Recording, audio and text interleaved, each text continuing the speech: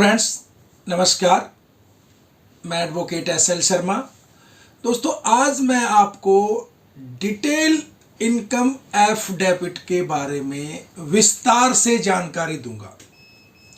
आज हमारे YouTube channel legal expert in Delhi के माध्यम से मैं आपको डिटेल इनकम एफिडेविट की ज़रूरत कब पड़ती है, ज़रूरत क्यों पड़ी, किस कारण से पड़ी, तो आज इसकी मैं जानकारी आपको विस्तार से बताऊंगा।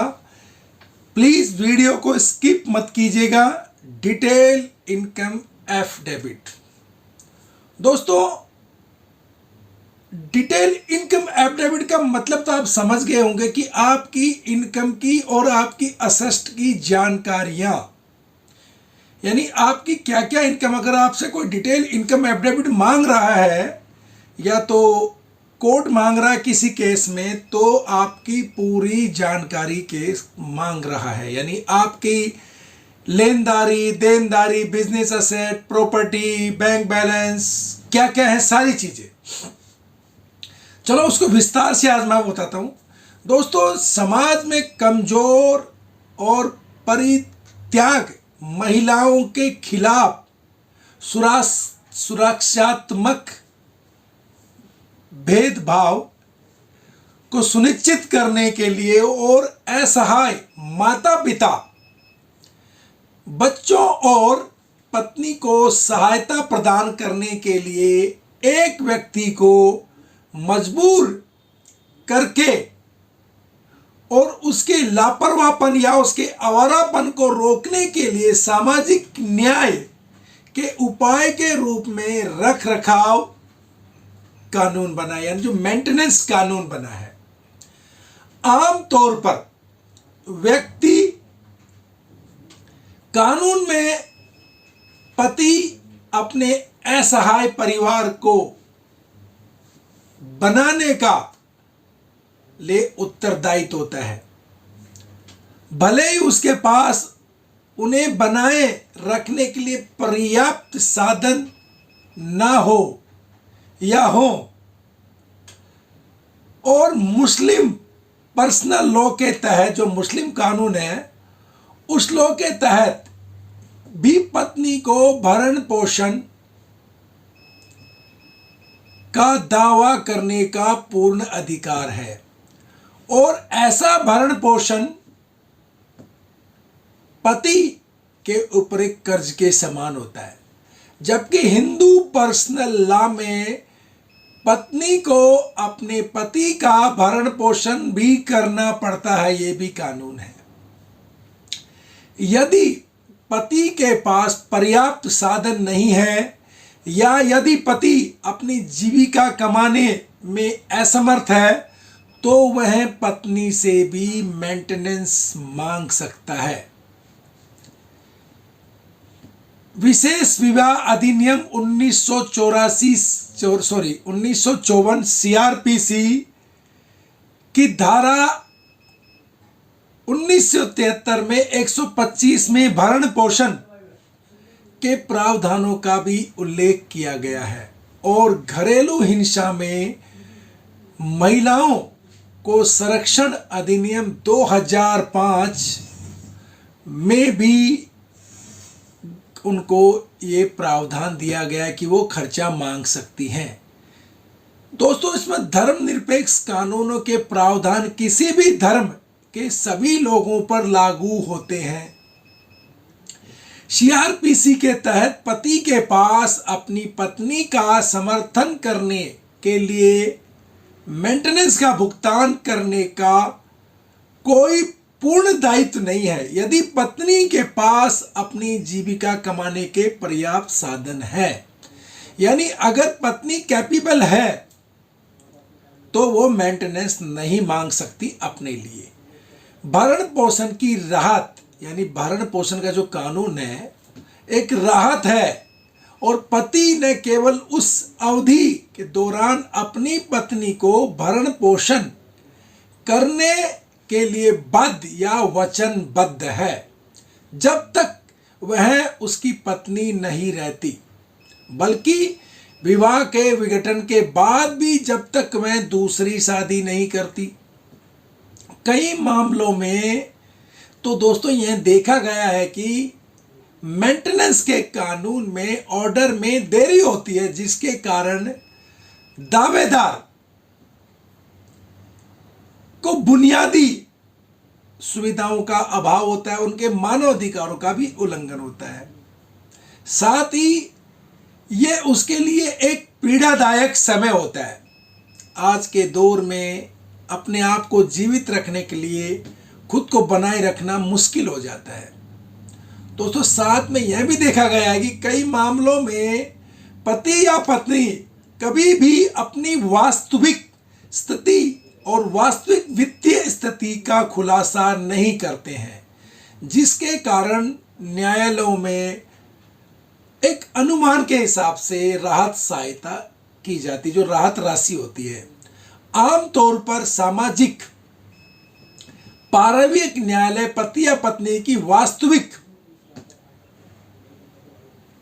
आय को स्थापित करने के लिए कम औपचारिकता प्रक्रिया अपनाते हैं। हालांकि फैमिली कोर्ट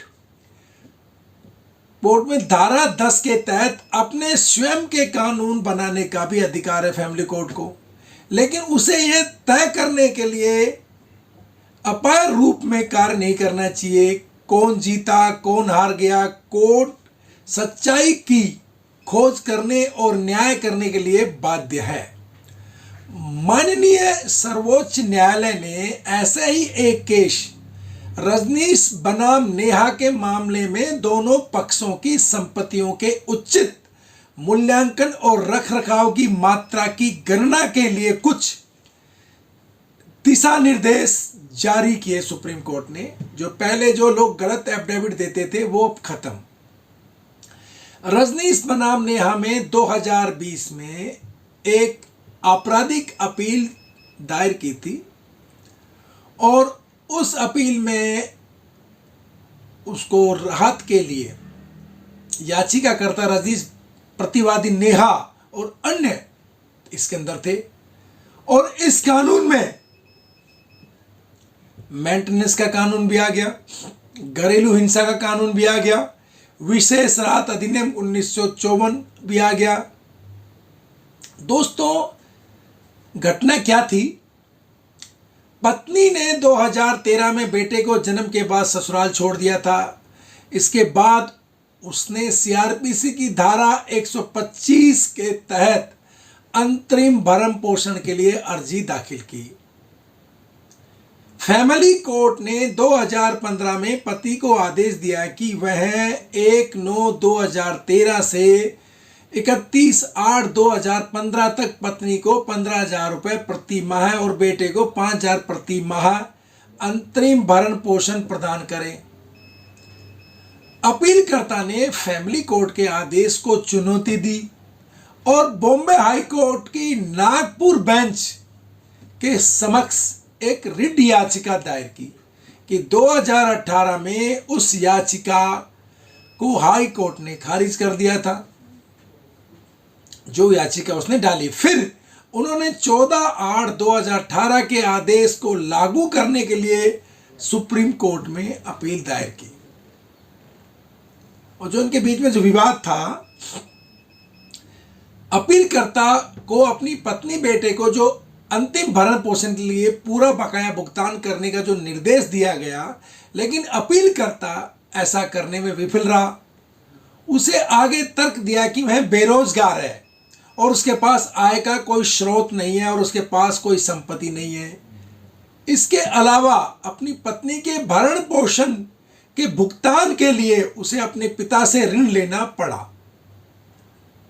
पत्नी ने पति द्वारा की गई दलीलों का विरोध किया और उसने प्रस्तुत किया कि अचल संपत्ति परियोजना में निवेश किया था और वह तथ्यों को छुपाने की कोशिश कर रहा है और उसके पास स्त्री धन का गलत कब्जा था। जिस पर यह तर्क दिया गया था, उस परिवार न्यायालय ने 2006 की आयकर रिपोर्ट के आधार पर रखरखाव राशि का फैसला किया था। दोनों के पास रखरखाव की राशि के संबंध में जो मुद्दे थे, क्योंकि मामला अदालत में 7 साल से ज्यादा समय से चल रहा था और उस अवधि में उसे कई समस्याओं का सामना करना पड़ा। उसके जीवन में बहुत सारे उतार चढ़ाव आए।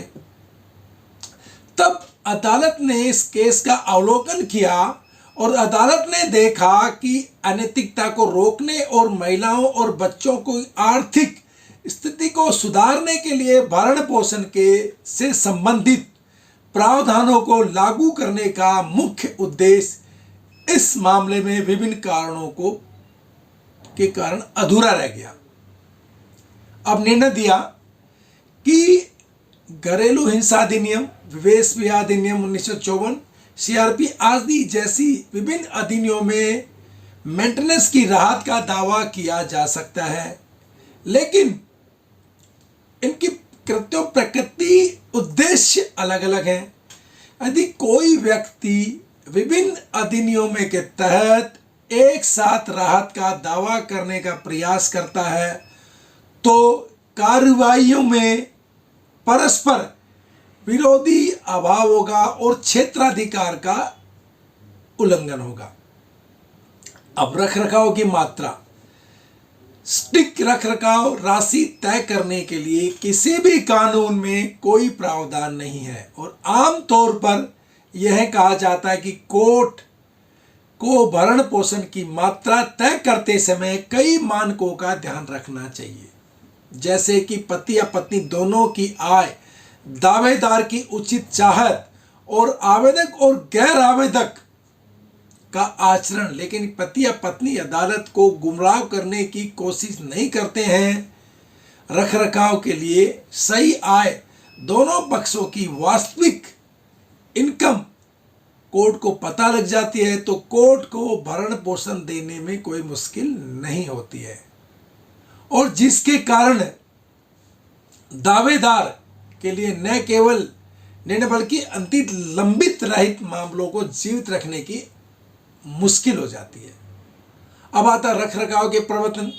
यदि मेंटेनेंस का भुगतान समय पर नहीं किया जाता है तो राहत के उद्देश्य को ही विफल कर देता है। जिस उद्देश्य से यह कानून बना गया था उसको विफल कर देता है।